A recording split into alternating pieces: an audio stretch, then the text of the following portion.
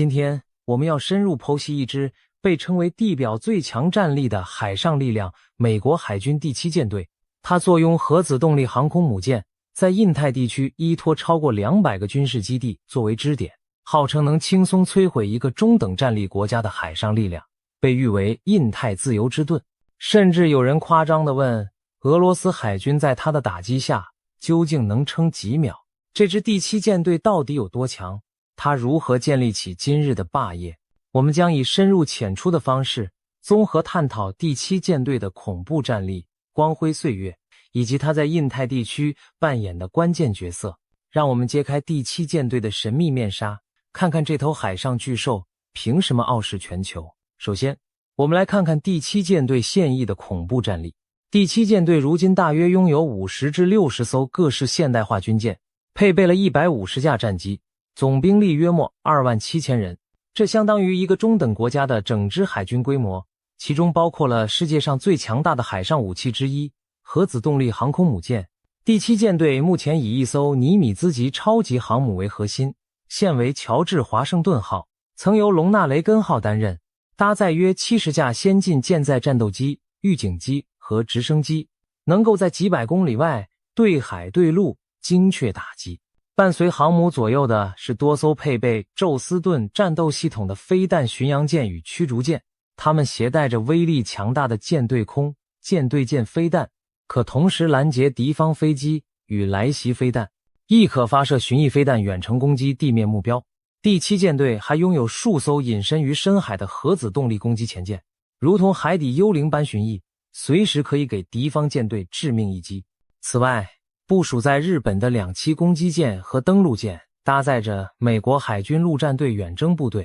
必要时可以执行登陆作战或人道救援。在强大的后勤舰队支援下，这支舰队能长时间持续在远洋执行任务。值得一提的是，第7舰队的旗舰蓝领号 USS Blue Ridge 本身也是一艘极具象征意义的军舰。作为2栖指挥舰，蓝领号自1970年代起便服役至今，可谓德高望重。它是美国海军现役服役时间最长的舰艇之一。蓝领号平时停靠在日本横须贺舰上，设有完善的指挥控制中心，被戏称为漂浮在海上的五角大厦。每当第7舰队有重大演习或危机应对，蓝领号就充当移动司令部，让舰队指挥官在海上即可协调多兵种联合作战。蓝领号见证了数十年来亚太地区风云变幻，其长青不衰的身影本身就体现了美军持久投入印太的决心。第7舰队的责任区域极为广阔，东起国际日期变更线以西，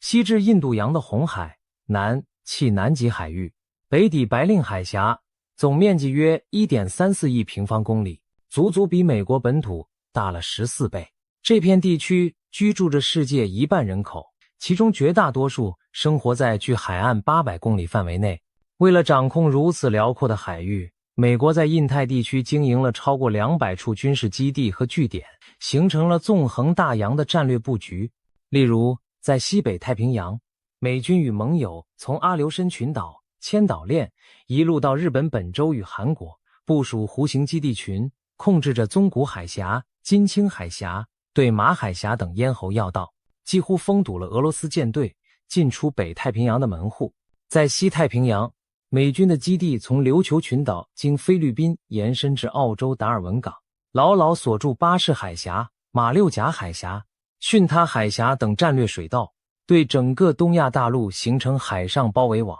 而在南太平洋，关岛、密克罗尼西亚、纽西兰、澳洲的据点构成了支援西太平洋前线的后盾。正因为有这些前进基地的存在，第7舰队的军舰和战机才能够快速进出关键海域，在最短时间内对突发事态做出反应。一旦需要，第7舰队完全可以协同这些基地对敌，实施海上封锁，切断对手的海上补给线，让对方陷入孤立无援的境地。试问，当一支舰队既拥有如此强大的硬实力，又能依靠广泛的同盟基地网络封锁大洋，还有哪个国家能撼动它的霸主地位？第7舰队这般庞大的舰机阵容，其实已经远远超过大多数国家的海军总和。除了少数几个世界强权之外，任何中等规模国家的海军在第7舰队面前都显得渺小。试想，若第七舰队与一个中等国家的海上力量发生冲突，结果将会是何等一面倒。航母甲板上的舰载机群可在敌军雷达发现之前就扑向目标，把对方的军港、舰艇逐一摧毁。一艘阿利伯克级神盾驱逐舰便可同时对抗来自空中与海面的多重威胁，还能发射精准的巡弋飞弹，瘫痪敌方指挥中心。而潜伏海底的核潜舰更是防不胜防，它可以在无声无息中封锁敌国港口或击沉试图逃脱的舰艇。可以说，第七舰队单凭一己之力就足以轻松碾压一支中等国家的海军，难怪有人戏称他挥一挥手就能让一个国家的舰队灰飞烟灭。当然，第七舰队之所以能称雄海上，不仅在于舰艇和武器本身，还因为它背后有着美军遍布全球的基地网络做支撑。在印太地区，美国经营了超过200处军事基地和据点，形成了纵横大洋的战略布局。如前所述，正因如此，第七舰队不仅是一支独立作战的舰队，更是美国全球战略投射的一把利剑，随时准备着对任何挑战做出反应。然而，第七舰队今日的霸业与荣耀并非一日之寒，它走过的历史同样波澜壮阔。我们将时间拉回至第二次世界大战期间，1943年，正值太平洋战争焦灼之际，美军在澳洲布里斯本成立了第七舰队，当时称西南太平洋舰队，由道格拉斯·麦克阿瑟将军指挥下的盟军海上力量整编而成。成立后不久，第七舰队即投入对日反攻的序幕，先后参与了荷兰、迪亚登陆、比亚克岛战役等行动，不断扩充实力。到了1944年10月，这支舰队迎来了它早期的高光时刻，参与历史上最大规模海战之一的雷伊泰湾海战。在菲律宾雷伊泰湾的碧波上，第七舰队配合美军第三舰队，重创日本帝国海军主力舰队，为盟军收复菲律宾奠定胜局。这场海战后，日本海军元气大伤，从此无力进行大规模海上决战。可以说，第七舰队在二战中崛起于惊涛骇浪，奠定了其战功彪炳的基石。二战结束后，第七舰队一度改编为西太平洋舰队等名称，但很快在冷战初期重新扮演关键角色。1950年6月，朝鲜半岛战火骤起，韩战爆发。为了防止战事蔓延，美国总统哈瑞·杜鲁门下令第七舰队进入台湾海峡，中立化这一道狭窄水域，阻止中华人民共和国乘机攻打台湾。就此，第七舰队开始长期部署在西太平洋前沿。韩战期间，第七舰队直接支援了联合国军在朝鲜半岛的2期登陆作战，包括著名的仁川登陆行动。在潮汐险恶的仁川港，第七舰队舰炮齐鸣，掩护着联合国军陆战队冲上滩头，成功将战线向北推进。在炮火掩护下，联军部队突破僵局，扭转了战场态势。韩战的洗礼使第七舰队逐渐成为美军远东盾牌，也让美国在亚太的盟友更加倚重这支海上劲旅。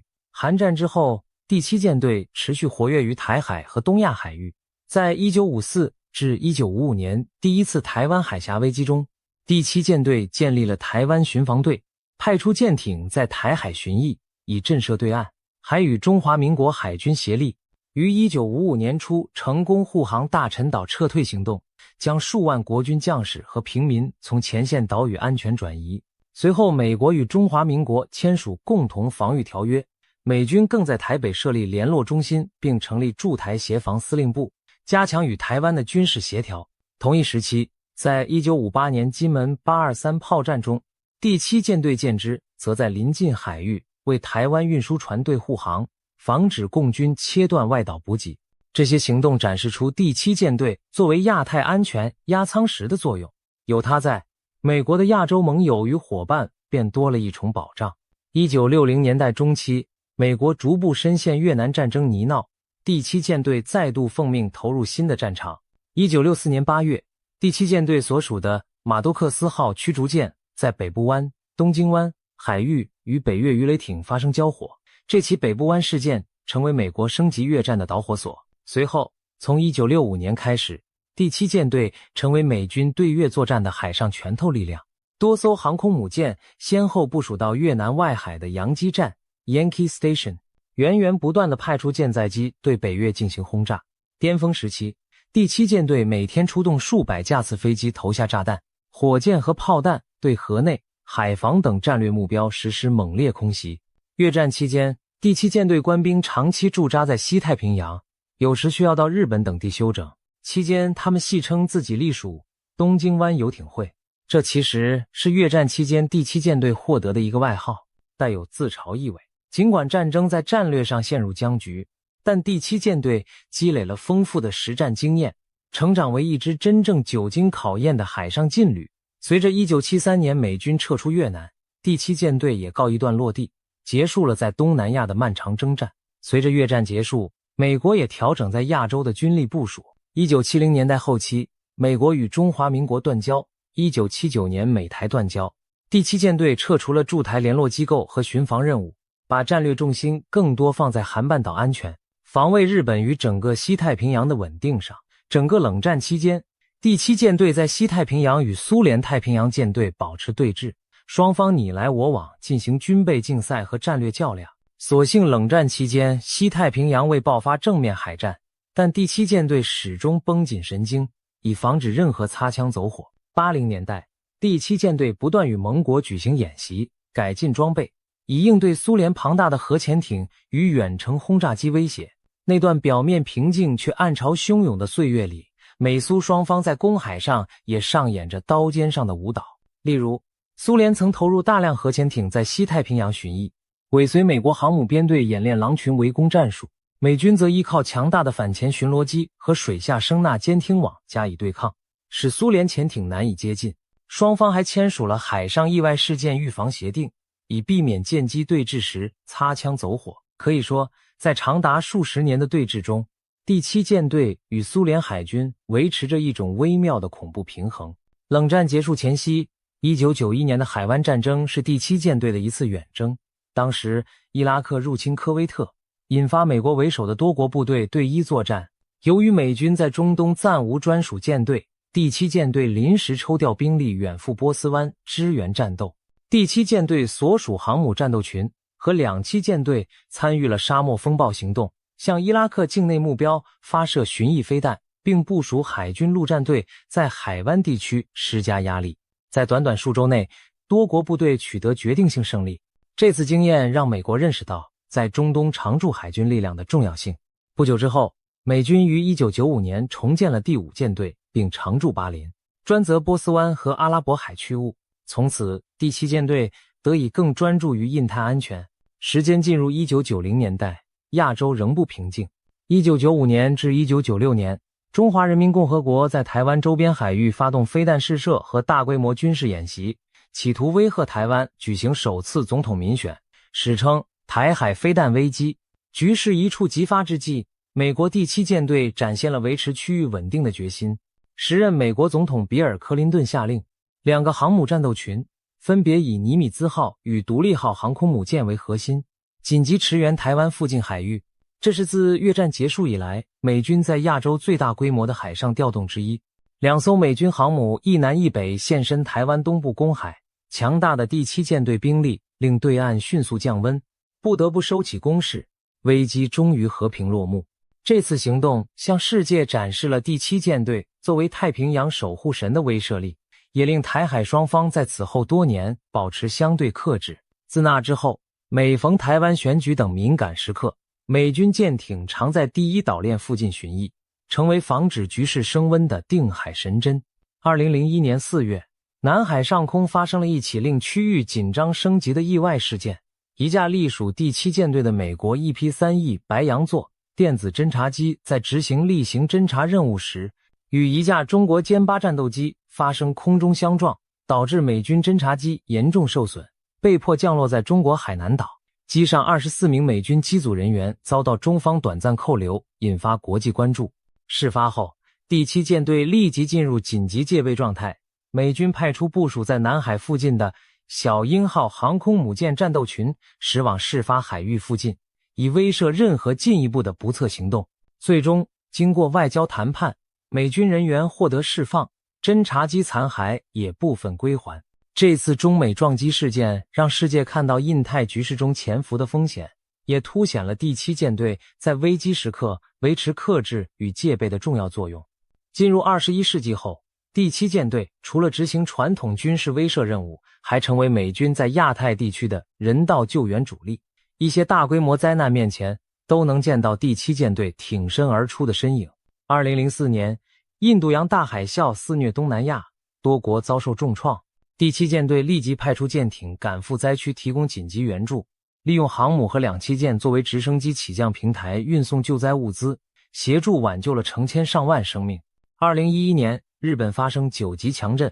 并引发海啸和核灾难，俗称311大地震。第七舰队亦在第一时间出动，其中隆纳雷根号航空母舰率领舰队驶往日本东北沿岸，协助直升机救援伤患，向被困民众空投补给，展现了美日同盟在危难时刻的价值。这些救灾行动为第七舰队赢得了沿岸各国的赞誉，也证明了其快速反应和远洋支援能力。然而，也正是在和平时期的漫长巡航中，第七舰队暴露出了一些问题。2017年前后，第七舰队连续发生2起严重撞船事故。先是菲茨杰拉德号驱逐舰在日本附近海域与商船相撞，造成多名官兵丧生。不久后，麦凯恩号驱逐舰在新加坡附近又与油轮碰撞，再次酿成伤亡。1年之内折损2艘主力驱逐舰，这在和平时期极为罕见，也使外界质疑第七舰队是否因长期高强度部署而疏于训练和管理。美国海军随即对此展开检讨，撤换了第七舰队司令官，并实施全面改革，加强航行安全。经过整顿后，第七舰队痛定思痛，努力恢复了以往的纪律和战备水准。同一年，2010年，朝鲜半岛局势也一度紧张，北韩突然以鱼雷击沉韩国海军天安号护卫舰，随后又炮击延坪岛，令南韩舆论哗然。第七舰队随后与韩国海军在黄海举行大规模联合军演，以展示对盟国的坚定支援，并震慑北韩的军事冒进。美军航母现身韩国西部海域，一度让平壤有所收敛。此类行动表明，第七舰队在应对东北亚突发危机方面同样肩负重任。不论是朝鲜半岛还是台海，当盟友需要时，它都会出现在最前线。与此同时，2010年代以来崛起的中国海军正成为第七舰队新的战略竞争对手。中国不但拥有数量庞大的驱逐舰、护卫舰和前舰编队，还自行建造并下水了多艘航空母舰，试图在西太平洋挑战美国的海上优势。更引人关注的是，中国研发了被称为航母杀手的东风 21D 与东风26型反舰弹道飞弹，可从远距离对美国航母构成威胁。面对这种局面，第七舰队也在积极调整战略和战术。一方面加强与日本、澳洲、印度等盟友的海上联合演习，提升协同行动能力；另一方面强化舰队自身的防空反导能力，例如部署先进雷达并携带标准3型拦截飞弹，以应对弹道飞弹威胁，特别是来自北韩的中程导弹。此外，美军近年发展分散式杀伤理念 （Distributed Lethality）， 将火力分散到更多小型舰艇和平台上，让第七舰队在高强度冲突中也能保持韧性与战力。值得一提的是，美军还优先将最新锐的武器部署在第七舰队。例如2024年，美国最先进的逆踪驱逐舰朱姆沃尔特号便驻扎日本横须贺基地，为舰队增添了未来战舰的先进威慑力量。可以说，如今的第七舰队正与时俱进，不断演化，以确保在未来可能的印太海战中继续占据优势。此外，第七舰队还是美国结盟体系在印太地区的海上枢纽。长期以来，日本海上自卫队、韩国海军、澳大利亚皇家海军等盟友海军都与第七舰队保持着密切合作。日本的横须贺和佐世保基地不仅驻有美军舰艇，也是美日协防的联合作战据点。韩国釜山、镇海等港口也经常迎来第七舰队军舰访问停泊。每2年举行一次的大型多国演习环太平洋 RIMPAC 更是以第七舰队为核心，集合20多国舰船在夏威夷海域实弹操演，堪称全球规模最大的海军演训。与此同时，美日印澳4国参与的马拉巴尔联合演习，则在印度洋与西太平洋轮流举行，加强了区域内海军的战术协同。透过这些演习与合作，第7舰队与盟国几乎形成了一个一荣俱荣的海上共同体，战时能迅速整合各国力量，平时也可利用盟友的港口和基地延伸巡航触角。可以说，第7舰队并不孤军奋战，而是站在整个同盟网络的肩膀上，这进一步增强了它在印太的实力与威慑效果。在日常行动上，第7舰队也积极维护着美国所倡导的自由开放的印太。例如，第7舰队辖下的驱逐舰和巡洋舰经常穿越南海争议海域，执行所谓航行自由任务，以抗衡任何单方面的过度海洋主张。2023年4月，就在中国解放军于台湾周边进行实弹军演后不久，美军第7舰队的米利厄斯号驱逐舰高调航经台湾海峡，向区域盟友展示了美国不会退缩的姿态。这类行动一度引发中方强烈抗议，但第7舰队表明将继续坚守国际法允许的航道。当前，中美两国军舰在南海、台海已多次近距离遭遇，偶尔紧张对峙。第7舰队官兵虽承受巨大压力，却依然日复一日执行巡航任务，用实际行动诠释着印太自由之盾的含义。那么，如果将第7舰队与当今俄罗斯海军直接相比，又会是怎样的场景呢？俄罗斯的海军传承自昔日强大的苏联红海军，但冷战结束后实力大不如前，尤其在太平洋方向，俄罗斯太平洋舰队现役的大型水面战舰寥寥无几，仅有1-2艘老旧巡洋舰和驱逐舰撑场面，前舰数量也有限，且缺乏航母这种海空一体的力量投射平台。反观第7舰队，不仅拥有世界最先进的核航母和神盾驱逐舰编队，其舰载机数量和远程打击火力也远胜俄军。若双方在西太平洋发生冲突，第7舰队极可能凭借先进的侦察预警系统抢得先机，在俄军舰艇尚未进入射程之前就展开密集攻击。美军的战斧、巡弋飞弹和舰载机投射的精确制导炸弹，足以在短时间内将俄方大型舰只逐一击沉。即使俄罗斯拥有不容小觑的潜艇部队，第7舰队也建立了严密的反潜网络，包括舰载直升机、P-8巡逻机，以及盟友日本提供的协同支援，可以在广袤海域中追踪猎杀来犯前舰。一旦开战，俄罗斯太平洋舰队恐怕难逃全军覆没的命运。有军事专家甚至断言，在实力如此悬殊的对决下，俄罗斯海军或许撑不过几天就将溃败瓦解。所谓瞬秒，或许有夸张成分，但也道出了第7舰队战力之强大。综上可见，历经数十年风云变幻，美国海军第7舰队依然屹立不摇地守护在印太第一线。从二战的炮火到冷战的角力，从局部冲突到灾难救援，这支舰队始终展现出非凡的适应能力和强大的军事实力。如今，面对新的挑战者与复杂多变的安全环境，第7舰队依旧与时俱进，不断强化自身。地表最强战力的称号绝非浪得虚名，只要第7舰队仍巡弋在这片海洋上，任何试图挑战美国及其盟友安全的野心都将被牢牢遏制于波涛之中。也正因为如此，第7舰队被视为维系印太和平稳定的定海神针，它的存在让区域内友邦倍感安心，也令潜在对手不敢轻启战端。这头坐拥核航母的海上巨兽，历经风雨仍昂然矗立，继续书写着属于自己的传奇篇章。